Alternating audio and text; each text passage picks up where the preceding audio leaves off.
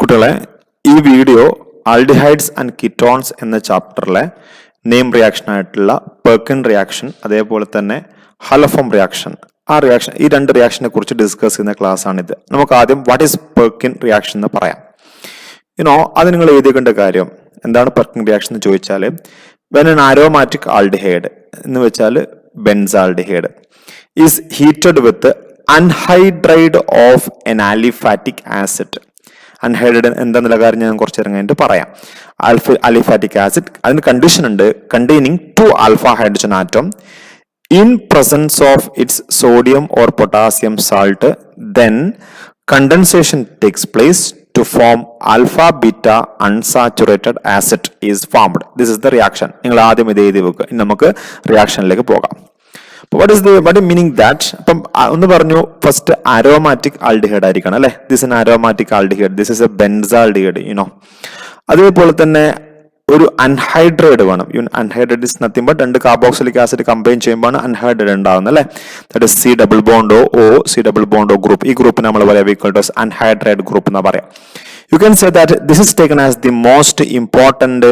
ഈ മോളിക്യൂളിലെ ഏറ്റവും പ്രധാനപ്പെട്ട ഭാഗം ഇതാണ്. അപ്പൊ മോസ്റ്റ് ഇമ്പോർട്ടന്റിന് മേലെ കണക്ട് ചെയ്തിരിക്കുന്ന carbon equal to alpha carbon. അപ്പൊ ഇത് ആൽഫ കാർബൺ ആണ്, ഇതും ആൽഫ കാർബൺ ആണ്. ഇവിടെ ഇപ്പൊ എത്ര ഹൈഡ്രജൻ ആണുള്ളത്? That is you have 3 hydrogen atom ഉണ്ട്. അപ്പൊ 2 ഹൈഡ്രജൻ ആറ്റം മിനിമം ഉണ്ടായാൽ മതി ആൽഫ കാർബണിന്റെ മേലെ. വളരെ സിമ്പിളാണ് റിയാക്ഷൻ. എന്ത് ചെയ്താന്ന് വെച്ചാൽ ഇതിന്റെ മെക്കാനിസം ഞാൻ ഇവിടെ പറയുന്നില്ല, മെക്കാനിസം പഠിക്കാനില്ലാത്തത് കൊണ്ട് തന്നെ മെക്കാനിസം പറയുന്നില്ല. ഇത്ര മാത്രമേ ഉള്ളൂ. ഇവിടുന്ന് ഡബിൾ ബോണ്ട് ഒരു ഓക്സിജൻ എടുക്കുക, ഇവിടുന്ന് 2 ഹൈഡ്രജനെയും എടുക്കുക. അപ്പൊ സ്വാഭാവികമായിട്ടും 2 ഹൈഡ്രജൻ ഇവിടുന്നും ഒരു ഓക്സിജൻ ഇവിടുന്നും എടുക്കുകയാണെങ്കിൽ സ്വാഭാവികമായിട്ടും H2O ഫോം ചെയ്യും. H2O ഫോം ചെയ്യുമ്പോൾ what is the answer you will get? That is PH. Now CH. സ്വാഭാവികമായിട്ടും ഇവിടുത്തെ ഡബിൾ ബോണ്ട് ഇവിടെ കിടക്കും അല്ലെ. ഡബിൾ എങ്കിൽ മാത്രമേ ബാലൻസ് ശരിയാവുള്ളൂ. Double bond. Now CH.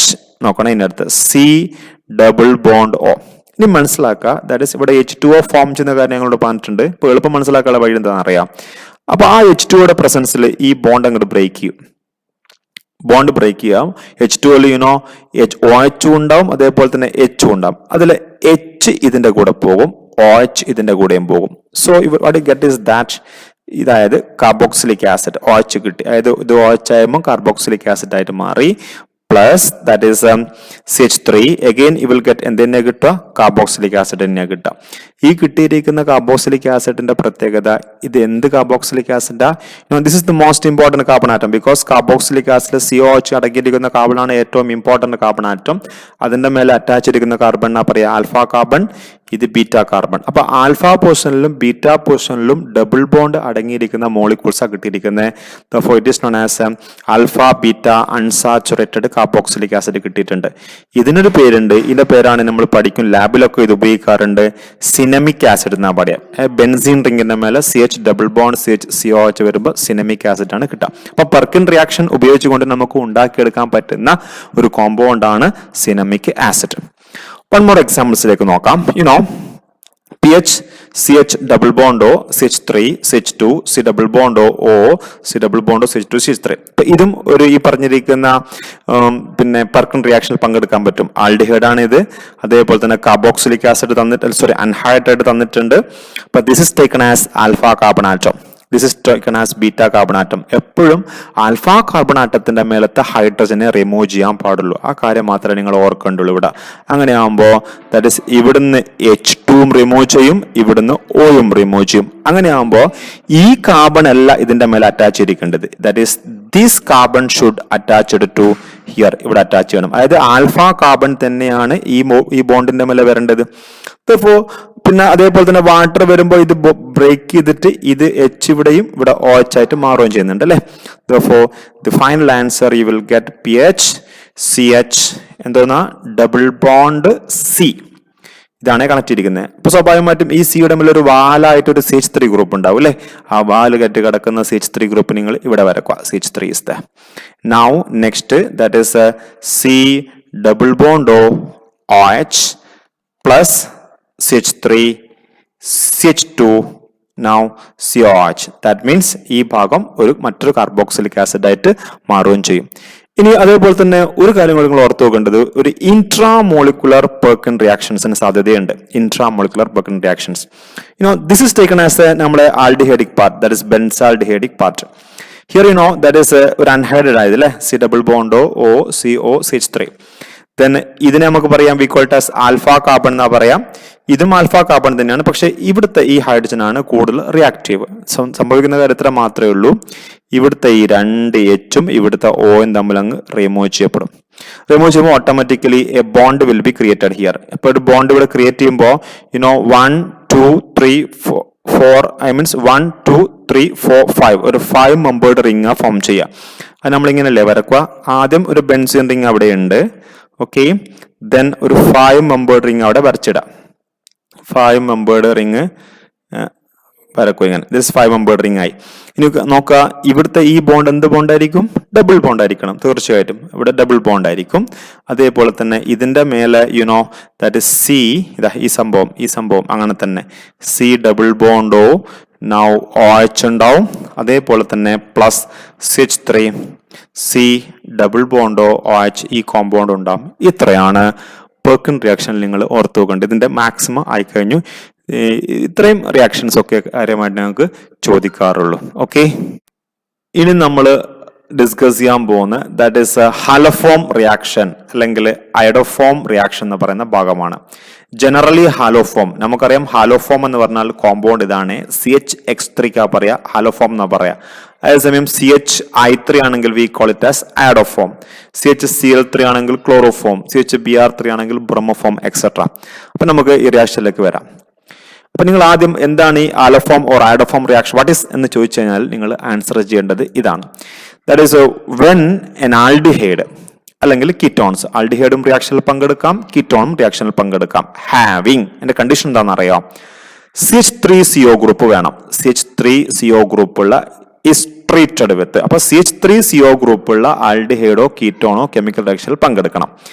is treated with X2 bar NaOH. ഇവിടെ എക്സിന് പകരം നിങ്ങൾക്ക് ക്ലോറിനോ അല്ലെങ്കിൽ I2 ഒക്കെ കൊടുക്കട്ടോ. X2 bar NaOH. ചിലപ്പോൾ നിങ്ങൾക്ക് ഓർ NaOX ഓർ KOX കിട്ടും, അല്ലെങ്കിൽ KOX ട്വൈസ് CaOX ട്വൈസും. കാൽഷ്യത്തിന്റെ കോമ്പൗണ്ട് നമ്മുടെ സോഡിയം ഹൈപ്പോ ഹാലൈഡ് എന്നാ പറയാം, potassium hypo halide, calcium hypo halide etcetera. അങ്ങനെയൊക്കെ ആണെങ്കിൽ കിട്ടുന്ന ആൻസർ ആണ്. എപ്പോഴും കിട്ടുന്ന ഒരു ആൻസർ ഹാലോഫോം, ഒന്നുകിൽ ക്ലോറോഫോമോ ബ്രോമോഫോമോ അയഡോഫോം, അല്ലെങ്കിൽ and sodium or potassium salt of carboxylic acid containing 1 carbon atom less than the carbonyl compound is formed. ഇത്രയേ പറഞ്ഞിട്ടുള്ളൂ. When aldehyde or ketone having CH3CO is treated with X2 bar NaOH or NaOX or KOX, then haloform and sodium salt or potassium salt of carboxylic acid containing 1 carbon atom less than that of carbonyl compound is formed. സംഗതി വളരെ ഈസിയാണ്. നമുക്ക് example പറയുമ്പോൾ നിങ്ങൾക്ക് മനസ്സിലായിക്കോളും. ഇനി ഇവിടെ ശ്രദ്ധിക്കേണ്ട ഒരു കാര്യം, it does not affect C double bond C. C double bond സിയെ അത് സ്വാധീനിക്കാൻ പാടില്ല. അതായത് നമ്മുടെ മോളിക്കൂളിൽ ഓൾറെഡി ഒരു C ഡബിൾ ബോണ്ട് സി ഉണ്ടെങ്കിൽ അതിനെ ഒരു തരത്തിലും അതിനെ ഇന്റർഫിയർ ചെയ്യാൻ പാടില്ല.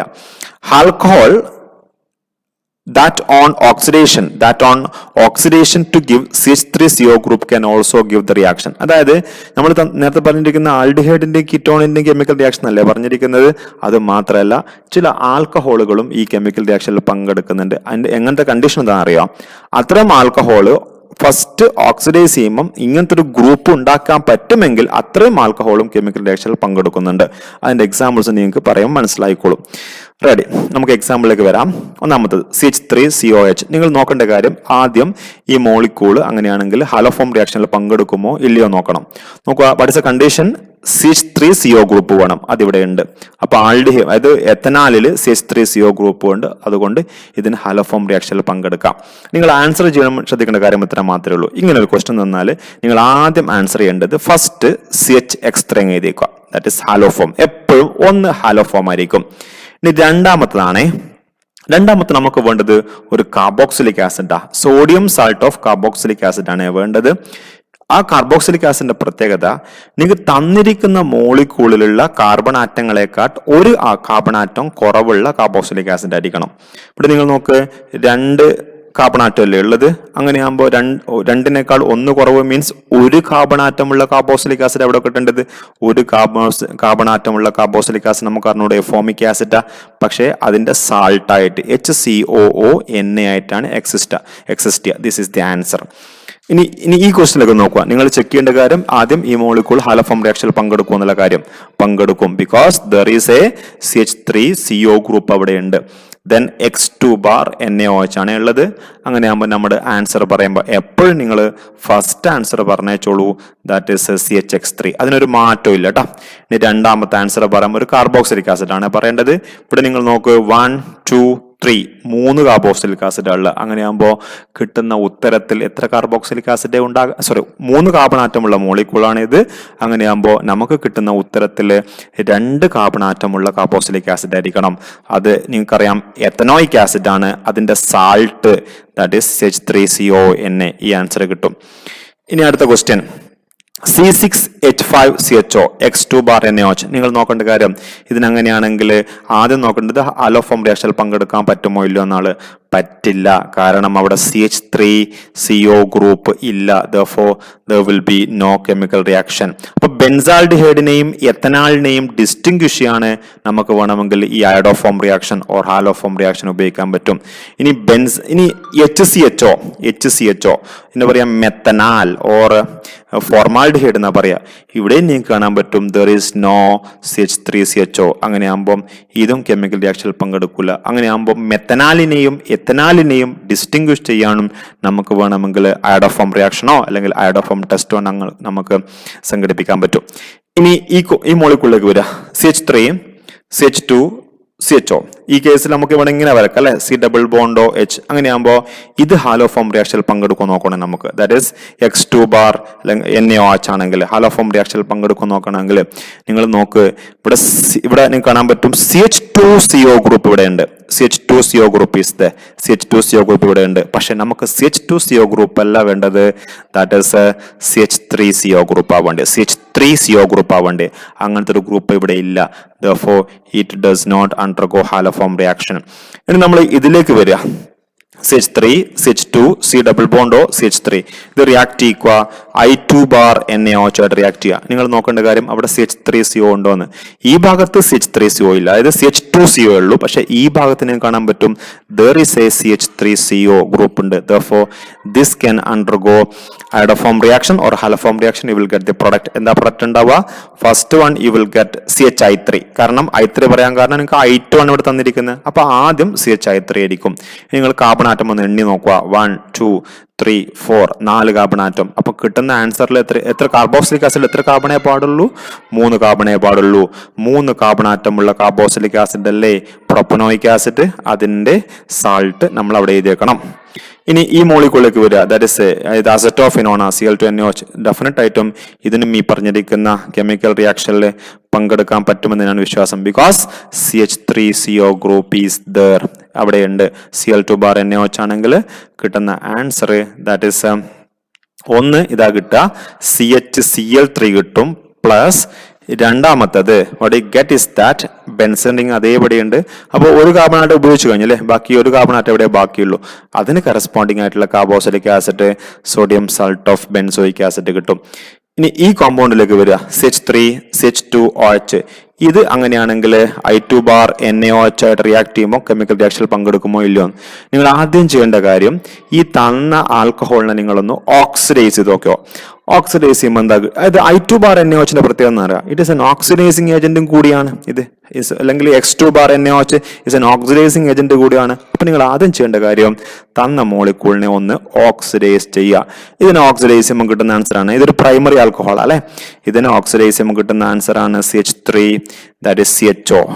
ഇനി നിങ്ങൾ നോക്കേണ്ടത് ഇതിന് അങ്ങനെയാകുമ്പോൾ അടുത്ത സ്റ്റെപ്പിൽ അയഡോഫോം റിയാക്ഷനിൽ പങ്കെടുക്കാൻ പറ്റുമല്ലോ, കാരണം ഇവിടെ CH3CO ഗ്രൂപ്പ് ഉണ്ട്. therefore ഇതിന് കറസ്പോണ്ടിങ് ആൻസർ നമ്മൾ ഓൾറെഡി എഴുതിയിട്ടുണ്ട്. ആ ആൻസർ ആണ് ഇവിടെ നിങ്ങൾ എഴുതേണ്ടത്. അപ്പൊ ആൽക്കഹോൾ ആകുമ്പോൾ നമ്മൾ ശ്രദ്ധിക്കണം. ഇനി ഇതാണെന്ന് വിചാരിക്കുക, ഈ ക്വസ്റ്റ്യൻ തരാം. ഈ ക്വസ്റ്റ്യൻ അങ്ങനെയാകുമ്പോൾ അയഡോഫോം റിയാക്ഷനിൽ പങ്കെടുക്കാൻ പറ്റുമോ ഇല്ലയോ? നിങ്ങൾ ഇതിന് കറസ്പോണ്ടിങ് ആയിട്ടുള്ള ഓക്സിഡൈസ്ഡ് പ്രൊഡക്റ്റ് അങ്ങ് ചെയ്ത ആദ്യം that is CH3 CH2 CH2. Now CHO is the answer. That is പ്രൊപ്പനാൽ ആണ് ആൻസർ. പ്രൊപ്പനാൽ. ഇത് പ്രൊപ്പൻ വണ്ണോളാണ്. അപ്പം പ്രൊപ്പനാൽ ആണ് ആൻസർ കിട്ടുക.